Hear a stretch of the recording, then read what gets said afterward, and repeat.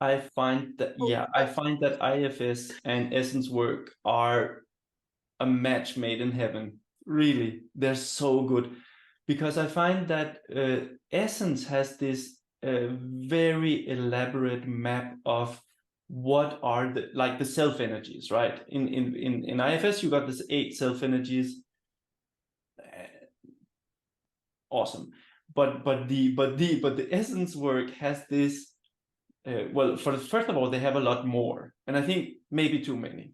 I think there is such a thing as too many categories, right? But still, there's a lot more nuances, and it has the whole map of what are the positive words that we use, and what for the self energies, and what are the negative words that we use for the self energy. So you can learn to recognize the self energies, right? So there's one that's like courage, right? They like C's. So courage, which is basically just red essence, right? It's like the vitality. And to recognize that, for example, frustration, like the energy and frustration or the energy and aggression, it's just courage. It's that self energy, but masked. And so I find that that is that the whole domain of the self energies is so much more nuanced, described in so much more nuance in the Essence work.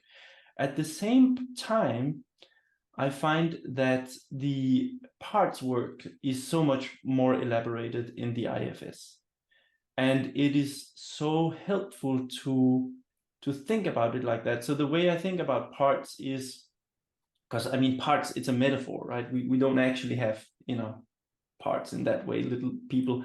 But what we do have are emotions, thoughts, patterns of emotion, thoughts, and behavior that create little coherent systems in us. And some of these systems can be in conflict. And conceptualizing them as parts is such a helpful way of thinking about them, because it makes it really concrete. And the whole thing about having exiles and firefighters and managers, so you have these parts that's just in charge of distracting you on a daily basis, or distracting you when shit hits the fan, and then the parts that are excluded, which are the ones that you really want to embrace and go, what is this? Because many times I think the exiles are related to what I call the knot of negative reification. So it's like misunderstood aspects of being. It's like, or rather, they are parts in that are that see these misunderstood aspects of being, right? So maybe there's a part that feels eradicated, or feels that felt destroyed in one way or another, and you don't want to go there. You don't want to go and feel what it feels.